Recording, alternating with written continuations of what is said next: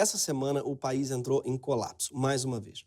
Fazendeiros atearam fogo em Acre, Rondônia, Pará, Mato Grosso e Mato Grosso do Sul. O motivo, segundo um dos criminosos, era mostrar trabalho para o presidente Bolsonaro. E você está indignado, pensando em reclamar, nem tenta. Vai ser acusado de mimimi pelo ministro do Meio Ambiente e também pela Chevrolet. Tem que produzir mais leite, criar mais gado, plantar melhor e colher mais, para continuar botando comida na mesa dos brasileiros. E mesmo assim, tem sempre aqueles que vão reclamar. Mas no que depender da gente, do campo, vão reclamar de boca cheia. A gente do campo... A gente sabe que quem escreveu essa porra foi um publicitário de patinete elétrica na Faria Lima. Primeiro. Depois, reclamar de boca cheia não é expressão para quem reclama sem motivo. Certo é reclamar de barriga cheia. Reclamar de boca cheia é só perda de tempo, porque não dá para entender porra nenhuma que você está reclamando. Mas outro erro, também são muitos erros, gente, é a Chevrolet fazendo propaganda pro governo. E mais estranho ainda, é o governo que compartilhou a propaganda da Chevrolet do governo, antes mesmo da montadora colocar na sua conta oficial. Sim, o ministro do Meio Ambiente tuitou o vídeo dizendo: daqui pra frente só Chevrolet, kkk. Ministro do Meio Ambiente não devia tuitar propaganda. Menos ainda propaganda de carro, menos ainda com kkk depois. Nesse governo, você nunca sabe se a pessoa está rindo ou saudando a Ku Klux Klan. É sempre uma dúvida, assim. Mas tem um outro erro. O argumento usado pelos ruralistas de que são eles que estão colocando comida na mesa do brasileiro. Você já deve ter ouvido isso. Só que isso não é verdade. 70% dos alimentos consumidos no Brasil não são produzidos pelos grandes produtores que exercem muito poder político, e sim por pequenas plantações de agricultura familiar. O agronegócio planta soja para exportar para a China. Quem coloca comida no seu prato é o pequeno agricultor. Vai agradecer de boca cheia para o pequeno agricultor, vai. Pequeno agricultor que está botando comida no seu prato, ele é a mãe judia do povo brasileiro. Para quem não sabe, a mãe judia é a avó mineira de Higienópolis. E por aqui param as comparações familiares. Além de não colocar comida no seu prato, o agronegócio brasileiro também usa uma cacetada de agrotóxico que contaminam o solo e a água. A gente usa agrotóxicos que já foram banidos em países desenvolvidos. Sim, a relação do brasileiro com comida é um relacionamento agrotóxico. E essa situação só tende a piorar. Desde que começou o governo Bolsonaro, a gente está batendo recorde de liberação de novos agrotóxicos. Das quase 300 novas substâncias aprovadas esse ano, 41% são consideradas extremamente ou altamente tóxicas e 32% são proibidas na União Europeia. A gente acha que o Bolsonaro não gosta de mulher, gay, cineasta, esquerdista, professor, cientista, pesquisador, maconheiro. Mas eu estou começando a acreditar que ele não gosta de gente mesmo. E eu entendo ele, porque quando eu olho para ele, eu também fico meio receoso com a espécie humana. Felizmente, tem lugares no Brasil onde ainda dá para comer comida sem veneno por um preço justo. Sim. Nem todo rabanete orgânico custa o preço de um olho esquerdo. Se você compra direto do produtor, pode ser inclusive mais barato que aquele que tem veneno. E é o caso dessa feira, em São Paulo. Meu nome é Edinalva, sou da cidade de Sampaio, do Bico do Papagaio. Começou a terceira Feira Nacional dos Agricultores. Venham participar conosco, venham comprar nossos produtos. Todos são totalmente orgânicos. Esse daqui é o óleo de coco babaçu in natura. Esse daqui é o azeite de coco babaçu, que é torrado. Temos a farinha de cuba, feijão trepapau, abóbora macaxeira. Temos de tudo um pouco. Vai ser um prazer receber cada um de vocês aqui conosco. Venham, participe, certo? Obrigada. Eu não sei vocês, mas eu compraria qualquer coisa dessa mulher. Azeite de coco babaçu torrado, eu não sei o que é, mas eu quero. Essa feira, sozinha, movimentou 420 toneladas de 1.500 produtos na edição do ano passado. E não tem só coco, babaçu e coisas que você não conhece ainda. Tem todo tipo de produto sem veneno e muito mais barato, inclusive, do que você comprar orgânico no supermercado. Só que esse ano, pode ser que ela não aconteça. Sabe por quê? Porque o governador do estado de São Paulo, João Dória, resolveu proibi-la. A decisão de Dória foi tão absurda que até o ex-governador Geraldo Alckmin tentou sensibilizá-lo a liberar a feira, mas não teve sucesso. Sim, me lembrou aquele vídeo do Dória em que tentaram sensibilizar ele, também sem sucesso.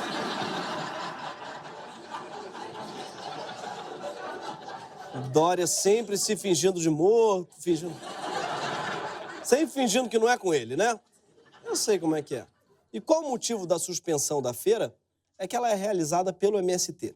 Acontece que o MST é o maior produtor de orgânicos do país, com 96 agroindústrias e quase 2.000 associações distribuídas pelo país. Há mais de 10 anos que o MST está transformando toda a sua cadeia produtiva e eliminando o uso de agrotóxicos. Sim, hoje, segundo o próprio movimento, os assentados são responsáveis pela produção de 8 em cada 10 alimentos orgânicos no Brasil. Sim, quando você come comidas orgânicas, você provavelmente está apoiando o MST sem saber. Sim, amigo, sem você saber, a esquerda está te privando de ter câncer. Isso ninguém fala. Isso é um absurdo.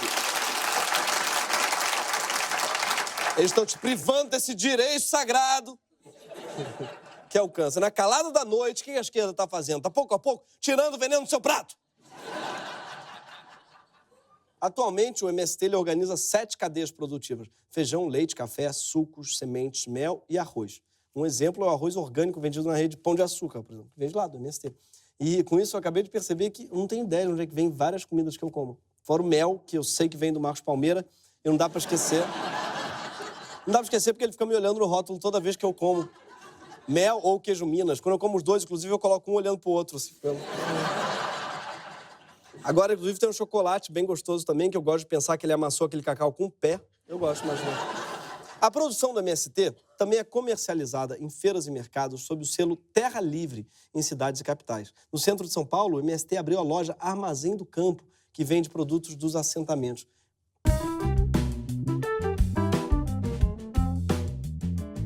Trabalha com produtos de assentamentos de reforma agrária ligados ao MST, produtos de pequenos agricultores, agricultura familiar, pequenas propriedades e produtos orgânicos. Parece incrível. Apesar de só não achei uma boa ideia chamar o achocolatado deles de terrinha. Se eu fosse publicitário, eu diria que associar a marca de chocolate à terra é um don't.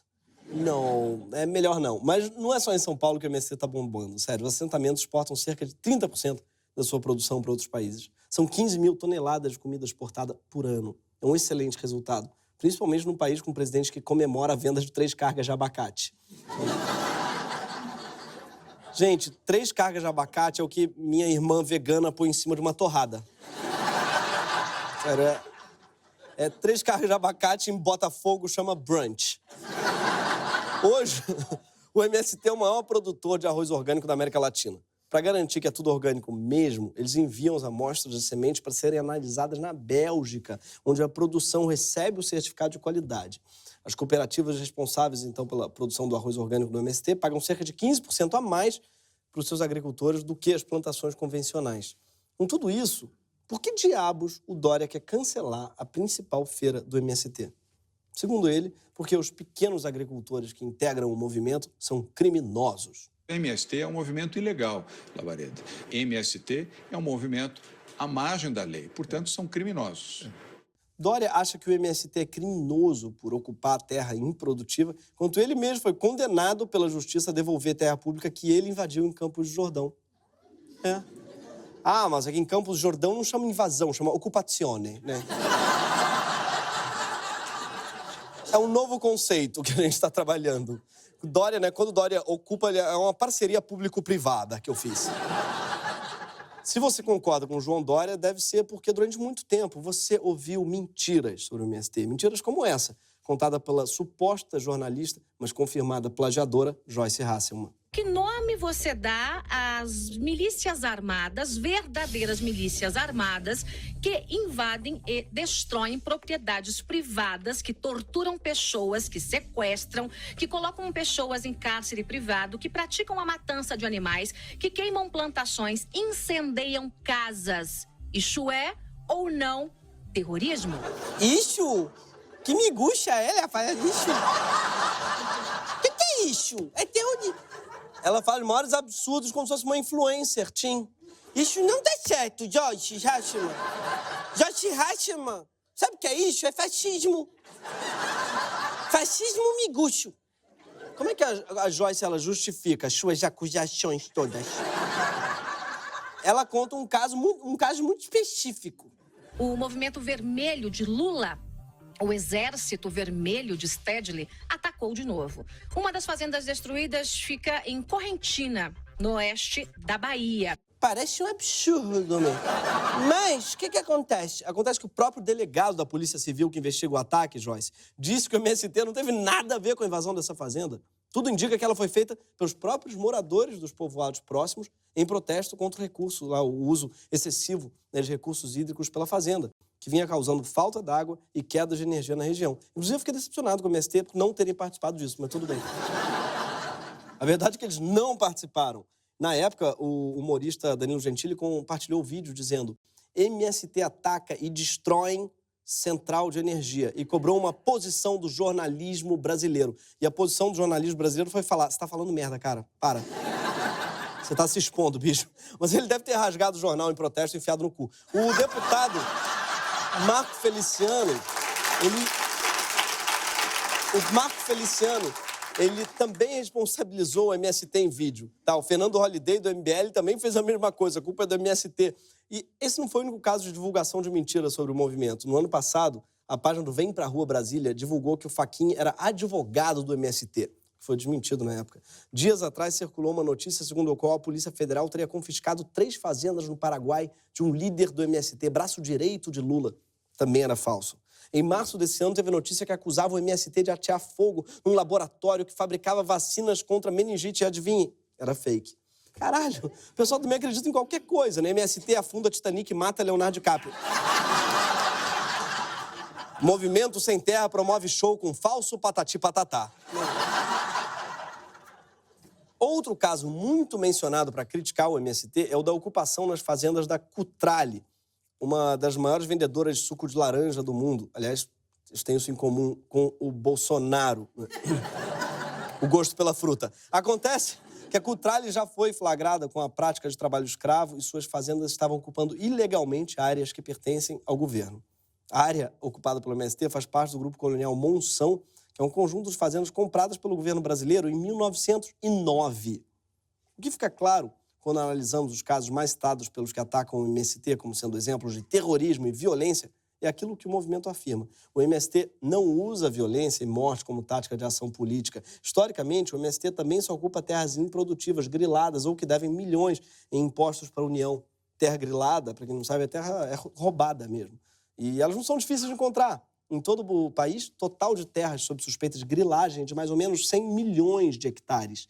Isso é 4 vezes a área do estado de São Paulo. E o total de terras improdutivas é de mais de 170 milhões de hectares. Então, avisa para aquele seu tio, que está com medo do MST invadir o sítio dele, que o movimento tem milhões de hectares de terra roubada ou improdutiva para ocupar antes. E o sítio dele é uma merda. Aquele chuveiro dá choque, a cama enferrujada não dá para transar. Vizinho colocou um pós de luz branca. É terrível. Fala que não tá valendo a pena. Tem muita terra na fila ainda, tio. Mas é justo ocupar terra improdutiva, Gregório? Olha, não vou dizer a minha opinião, mas a opinião de um livro, não sei se vocês conhecem, é uma Constituição de 88. Esse livro aí lançado, não sei se vocês já ouviram falar, ele garantiu o direito de acesso à terra por parte dos trabalhadores, além de dar ao Estado a responsabilidade de fazer com que a terra cumpra a sua função social. Só que o Estado é meio preguiçoso e quem tem fome tem pressa. Então, as famílias do MST, o que elas fazem? Obrigam o Estado a tomar uma atitude e garantir o respeito à Constituição. Ou, como diz o governo Bolsonaro, menos Brasília e mais Brasil. Não é? Além do argumento constitucional, também tem o argumento financeiro. Afinal, o MST paga imposto. E, ao contrário dos ruralistas, não tem perdão nem leniência se ficarem inadimplentes. É muito coisa de terrorista isso, né?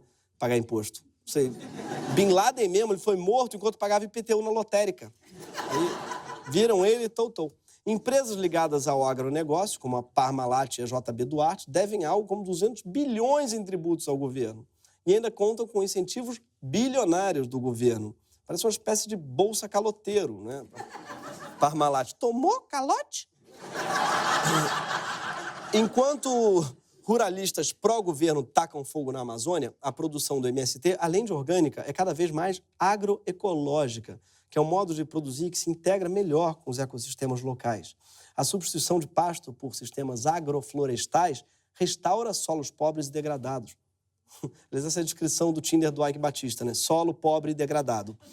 Em 2017, um grupo de agricultores do MST no Paraná ganhou um prêmio por conciliar a produção de alimentos orgânicos à recuperação da Mata Atlântica na região. O MST também já ganhou o prêmio Whitley Gold Award, que é o maior prêmio, né?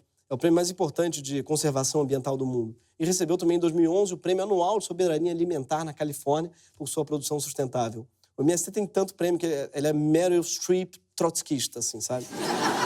Daí a sigla MST. Meryl Streep trotskista! Uou! Quero essa camisa. O ruralismo defendido pelo bolsonarismo também é péssimo para o desenvolvimento humano dos agricultores. Do total de 48 novos nomes divulgados na lista suja do trabalho escravo pelo Ministério da Economia, 33 são grandes fazendeiros. O meio rural também tem um problema histórico de acesso à educação. Já no caso dos assentamentos do MST, uma das primeiras medidas tomadas é construir uma escola. São mais de 2.000 escolas públicas erguidas em acampamentos e assentamentos que atendem 200.000 alunos do movimento. Ah, mas essas escolas não sei não, hein? Isso aí deve ser a festa da mamadeira de piroca do... Não. Todas as escolas seguem a base curricular nacional. Os programas educacionais do MST ganham prêmio desde 95 e no ano passado 2 escolas do MST obtiveram os maiores índices em educação básica no Piauí. E nesse ano, 2 escolas do MST do Paraná ganharam outro prêmio escolar nas categorias de pintura, redação e música. E só de ter essas coisas de escola hoje em dia já devia estar ganhando prêmio.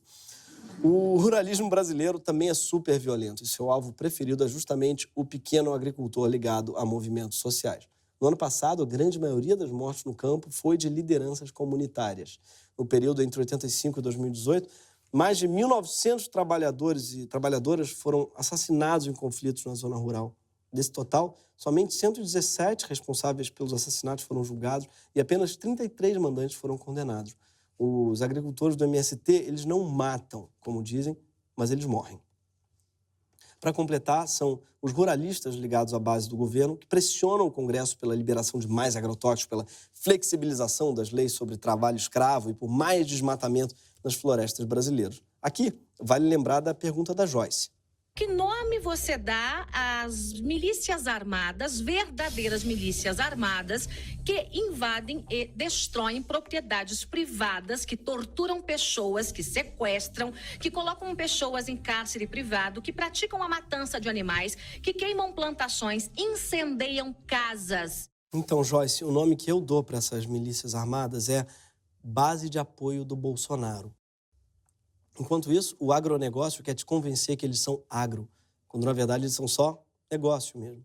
Agro é outra coisa, é agricultura, que no fundo é o que o MST defende quando tenta fazer cumprir a Constituição e a função social da terra, fixar o trabalhador no campo, organizar ele em cooperativas, construir escolas nessas comunidades, recuperar solos degradados, produzir comida sem veneno e vender numa feira, num parque público. E ainda são impedidos de fazer isso pelo governador de São Paulo. Mas a culpa não é só do Dória, porque é normal ele não entender o MST. A linguagem que ele entende é a publicidade, né? Foi isso que ele se formou na FAAP. Ele sabe vender um produto. Tanto é que ele chama ração humana de farinata. Claro. Parece muito melhor, né? Sapore di merda, né? Assim, tudo isso fala assim, olha, que gostoso. Não, é italiano, deve ser bom o sapore. Vê um sapore di merda. Assim, qualquer porra que você põe um farinato, né? Ele é o cara que conseguiu empurrar o lixo, da indústria, o descarte, para morador de rua. Só que, claro, ele chamava de alimento, né? Com 2 L's chamava o nome da farinata. Que é um alimento para todos, sacou? Alimento, meu. Alimento. Claro, na verdade é um alimento para ninguém, porque ninguém na face da terra aceitou comer aquilo. Tudo é que cancelaram a ideia. Mas Dória, esse cara, ele é o cara que chama a si mesmo de João Trabalhador. Mesmo todo mundo sabendo que na hora H ele faz corpo mole. Do outro lado, se tem uma coisa que o MST não entende, é de publicidade. Afinal, eles chamam um achocolatado de terrinha. O próprio nome MST talvez possa ser repensado, porque traz uma negatividade, traz um lack of resources, entendeu? Tá na hora de começar a trabalhar positivo. Sim. Se chamar de Movimento dos Empreendedores da Terra Agroecológica, por exemplo, ó. META, certo? Hein? META. O que vocês acham, meu? A gente pode ajudar. Então, Dória, fiz um briefing aqui pra vocês, só um instante aqui. Oh, como é que você tá, Dionizeira? Sou eu, meu, o Gre, da FAAP, certo? Então, eu tô com uma startup, meu, que tá fazendo um puta trabalho top, meu. Sério? Os caras são o maior coletivo de makers de alimento premium do Brasil, meu. Foda. Eles são pioneiros no farm to table. São. Tudo é feito a partir da multiplicação de proprietários, meu, num esquema de coworking. Quem produz não é mais a burocracia estatal, entendeu? É o team building, meu. Que é isso? As próprias famílias aqui são stakeholders, meu. E tudo isso sem as mamatas do agronegócio, entendeu? É um conceito novo em alimentação, meu, que é o comida di verdade. Tem uma inovação que eles trouxeram, meu, que é de não causar câncer. É foda, meu. É muito louco isso. Você come um negócio que não tá te matando, meu. Maravilhoso isso. Olha, tem até um achocolatado pra você, que é o Little Land. Little Land é muito bom. Maravilhoso isso, meu. Que isso? Tem uns produtos customizados com fotos de artista. Olha o Luciano Huck lá, meu. Foda. Que tá ruculado é isso?